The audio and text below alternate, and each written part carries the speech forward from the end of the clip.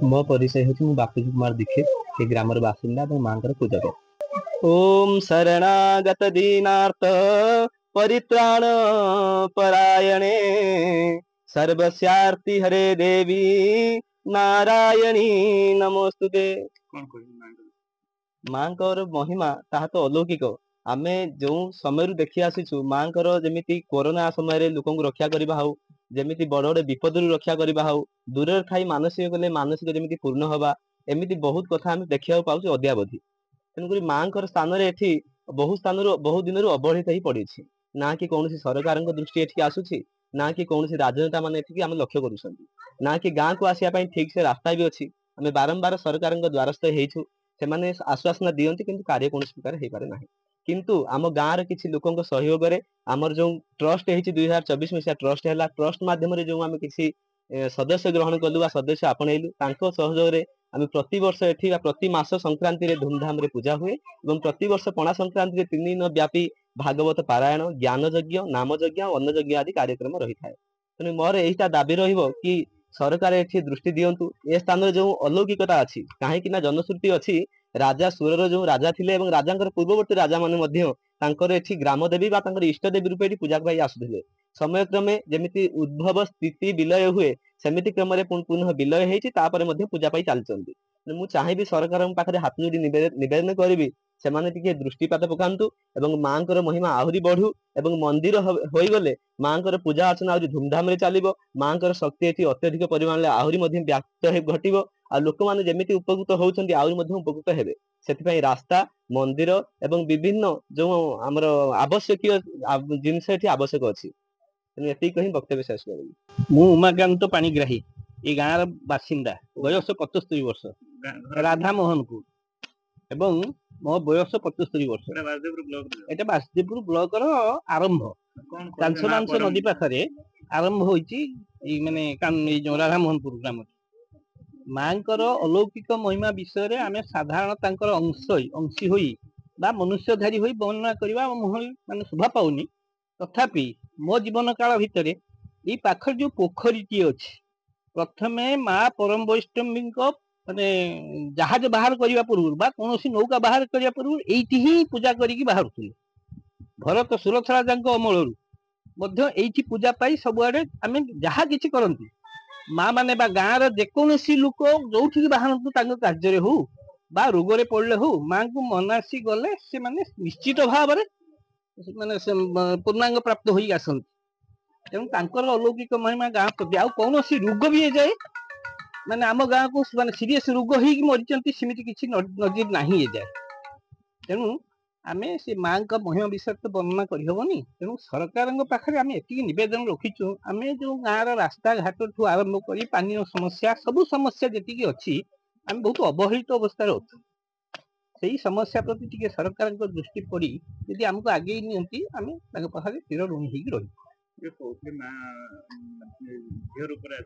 हाँ मुझे पाठ पढ़ुली ताने ये पंचम श्रेणी पर्यंत प्राइमरी स्कूल थिला आम जो खेलु यही दिह उपर खेलु से माने किसी मंदिर माने मंदिर खाली थिला बाड़ घर किसी नथिला आम सब खेलु मझिरे मझिरे से जो गोटे झीटे आम सहित खेले आम छोट हो जानू कहीं खेलुंट छुआ सब खेलुंट विभिन्न आड़ छुआ आसुँच गाँव तो गोटे स्कूल थिला तेणु किसी समय पर आम जो देखु से झील आम पाखे न था केतरे भी कौटी चली जाती मुझे जापारि तेणु आम पचर एवं चिंता करूँ से झील किए कहीं आम सहित आसिक खेलती और कौटी से जाती एवं ये बहुत बेले बेले भी मझी माने गोटे दीटा रात आम देखी सीधा आलुओ जाए कांसमांस नदी की एवं से नदी सीधा पुणी फेरी आसे आम प्रत्यक्ष अनुभूति माँ को गाँ चतुर्पार्श्व माँ अच्छी आम चाहूँ माँ ये स्थान टी जेमिति माने जिला स्तर रु राज्य स्तर पर्यंत माने माने ना रहू एवं से सरकारी मान्यता पातु एवं मंदिर शीघ्र हो रास्ता घाट असुविधा जो बहुत दूर नेपाल लोक ये आम 2 वर्ष है नेपाल लोक ये आम भी खबर देनु आम चिन्हनु से किए माँ महिमा कहीं आसती कौन आस मस ये घर भड़ा नहीं रही माँ पाखु आ मो ना बसंत कुमार दीक्षित राधानपुर ग्राम जड़े बासिंदा बयस 70 वर्ष ମାଙ୍କର ଅଲୌକିକ କଥା ବର୍ଣ୍ଣନା କଲେ ସରିବ ନାହିଁ। ତେଣୁ ଆଜି ହଜାର ହଜାର ବର୍ଷ ତଳର ମାଙ୍କର ପୀଠ କିଞ୍ଚିତ ଭାବରେ ସାମାନ୍ୟ ଏ ଭାବରେ ପୂଜା ଚାଲିଥିଲା। ସମୟକ୍ରମେ ବର୍ତ୍ତମାନ ଏଇ ଯୋଉ ସମସ୍ୟା ହେଇଛି ବହୁତ କେତେ ଜଣଙ୍କର ଅନୁଭୂତିରେ ଆଉ ମାଙ୍କର କିଛି ଆସିଲା ଭାବନା ଯେ କେତେ ଜଣ ଦାସୀ ହେଲେ ତାଙ୍କ ଜାଗାରେ, ତେଣୁ ସେଇମାନଙ୍କ ଦ୍ୱାରା ବର୍ତ୍ତମାନ ଏତିକି ହେଇପାରିଛି। ମୋ ଏଇ ଅନୁଭୂତିରେ ମୁଁ ଭୁବନେଶ୍ୱର ଷ୍ଟେଟ ଗେଷ୍ଟ ହାଉସରେ ପୂଜା କରୁଥିଲି। ସେଥିରେ କରୁଣା ସମୟଟା ଭୟାବହ ପରିସ୍ଥିତି, କେହି ରହିଲେନି, କେବଳ ଅଫିସ ବନ୍ଦ, କୁକୁର ଷଣ୍ଢ ବ୍ୟତୀତ। ସେ ସମୟରେ ମତେ କରୋନା ହେଲା। କରୋନା ହେଲା ପରେ ମୁଁ ଆସିକି ରହିନି କ୍ୱାରେଣ୍ଟାଇନରେ। ମାଙ୍କର ଆଶୀର୍ବାଦ କ୍ରମେ ମୁଁ ମଧ୍ୟ ତାଙ୍କ ଇଏରେ ଭଲ ହେଇଛି। ଆହୁରି ବି ଅନେକ ଲୋକ ଆମ ଇଏରେ ରାଧାରଣପୁର ଇଏରେ କରୋନା ବ୍ୟାପି ନାହିଁ, କରୋନାର ପ୍ରଶ୍ନ ହିଁ ନାହିଁ। ମାଙ୍କ ପୀଠ କେତେ ବର୍ଷ? ମାଙ୍କର ପୀଠ ହଜାର ହଜାର ବର୍ଷ ପୂର୍ବର ପୀଠ, ବହୁ ପୁରାତନ ଠାକୁରାଣୀ। ଯେ ବର୍ଷ ବି ଠାକୁରାଣୀ ଯେ କହିବାକୁ ନେଇ କେତେ ଦାସୀ ରହିଯାଇଛନ୍ତି। ଆଉ ତେଣୁ ଏଠି ତାର ବର୍ଣ୍ଣନା କରିହେବନି। ତେଣୁ ଏ ସବୁ କଥା ନେଇକି ବର୍ତ୍ତମାନ ଖୁବ ଆନନ୍ଦ ଜାଗରେ ପ୍ରତ୍ୟେକ ସଂକ୍ରାନ୍ତିରେ ଏଠି ପୂଜା ହଉଛି। ଦାସୀ ମାଙ୍କର ବି ଆବିର୍ଭାବ ଦାସୀ ପୁରା ହେଇକି ବହୁ ଲୋକ ଉପକୃତ ହଉଛନ୍ତି। ମାଙ୍କର କିମ୍ବଦନ୍ତୀ ତ ଏଇ ସବୁ କଥା। ତାଙ୍କୁ ବର୍ଣ୍ଣନା ଆମେ ତ ପିଲା ଲୋକ ଆମେ ଜାଣିନୁ, ତଥାପି ଆମେ ଯାହା ଶୁଣିଛୁ ହଇଜା ଭଲ ମନ୍ଦ ଏଠି ଆମର କରେଇ ଦିଏ ନାହିଁ। ଗୋଟେ ଶୁଖିଲା ବହିରେ ବେତ ସେଇ ଦାସୀ ଯାଉଥିଲେ ପୁରାତନ ଦାସୀ ପୁତି ଦିଅନ୍ତି, ତା 8ଟା ଟୋକା ବି ଉପାଡ଼ି ପାରନ୍ତି ନାହିଁ। ଇଏ ଗୋଟେ କଥା। ତାଙ୍କର ପରୀକ୍ଷା ବହୁତ ହେଇଛି। ଶାବଳ ପଚେଇକି ଯୋଉ ଗୋବର ଆଣିକି ଶାବଳ ପଚେଇକି କାନ୍ଧରେ ସେ ଧରିକି ବୁଲେଇଛି।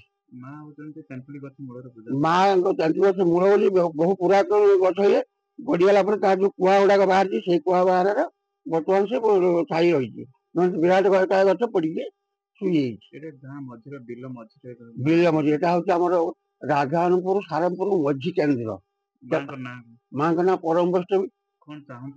ମୁଁ ଚାହୁଁଛି ଆମର ଗାଁ ତରଫରୁ ବା ମୋ ତରଫରୁ ଇଏ ଅନୁଷ୍ଠାନ ଯେମିତି ବଞ୍ଚି ରହିବ, ବା ଇଏ ଯୋଉ ଆମର ନେତା ରହିଲେ ବା ରାଜେଶ୍ୱର ଯୋଉମାନେ ରହିଲେ ବା ଆମର ଯୋଉ ରହିଛି ଠାକୁରାଣୀଙ୍କ ବା ଦେବାଦେବୀଙ୍କ ଭିତରେ ଯୋଉ ଅନୁଷ୍ଠାନ ବଞ୍ଚି ରହିବ, ତାର ସୁରକ୍ଷା ହବ। ତେଣୁ ମନ୍ଦିରଟିଏ ଏଠି ହଉ। ଆଉ ଆମର ଏତିକି ଆଶା, ଏବଂ ସୁନ୍ଦର ଭାବରେ ମନ୍ଦିର ହେଲେ ପରିବେଶ ସୁନ୍ଦର ହବ। ରାସ୍ତା ନାହିଁ। ରାସ୍ତା ଯଦି ଅଛି ଖଣ୍ଡେ ହେଇଛି, ଖଣ୍ଡେ ହଉନି, ଏ ପ୍ରକାର ସବୁ ଚାଲିଛି ବାଧାବିଘ୍ନ ଭିତରେ। ତେଣୁ ମାଙ୍କ ପାଖକୁ ରାସ୍ତାଟିଏ ସୁନ୍ଦର ଭଲରେ ହଉ। ମାଙ୍କ ମନ୍ଦିରଟି ହେଲେ ଆମେ ଆନନ୍ଦରେ ତାଙ୍କର ପୂଜା ଅର୍ଚ୍ଚନା କରି ଆଉ ତା ସମୟ କରିବା ତ ଯିବା। ମୋ ନାଁ ଶାନ୍ତିଲତା ବିଶ୍ୱାଳ, ରାଧାମନପୁର ଘର। ମୋ ବାପା ଏଇଠି 50 କି 60 ବର୍ଷ ତଳେ ମୋ ବାପା ଦାସୀ ହୁଅନ୍ତି। ଏଠି ଗୋଟେ ଖଜିର ଗଛ, ସେ ଝାଡ଼ ଭାଙ୍ଗନ୍ତି। ଆଉ ଝାଡ଼ ଭାଙ୍ଗନ୍ତି ସେଠି କଇଁଆ ଗଛରେ ଯାଇକି ଝାଡ଼ ଭାଙ୍ଗନ୍ତି, ସେଠି ଦାସୀ ହୁଅନ୍ତି। ତା ଫଳରେ କି ବାପା ରାତିରେ ଯେତେବେଳେ ଦାସୀ ହୁଅନ୍ତି ତ ଉଠିକି ଆସିକି ବାହାରେ ବୁଲିବେ। ତା ଫଳରେ କି ରାତି 2ଟା ଖଣ୍ଡେ ଟାଇମରେ କି ଅଧ ରାତିରେ କି ଦେଖିବେ ଯେ ବାପା କହିବେ ହଉଛି ଏଇ ବାଟ ଦେଇକି ଠାକୁରାଣୀ ଯାଉଛି। ଆମେ କହିବୁ ବାପା କୋଉଠି କାହିଁ ଠାକୁରାଣୀ ଆମେ ଦେଖିପାରୁନୁ। ସେଇଠୁ ବାପା କହିବେ 3ଟା ଆଲୋ ଜଳୁଛି ଦେଖିବ। ବଡ ବଡ ଏତେ ବଡ ଆଲୋ, ବିରାଟ ଏକର ଆଲୋ 3ଟା ଜାଳିକି ଠାକୁରାଣୀ ଯାଉଥିବେ। ମାଙ୍କୁ ଆମେ ଦେଖୁ।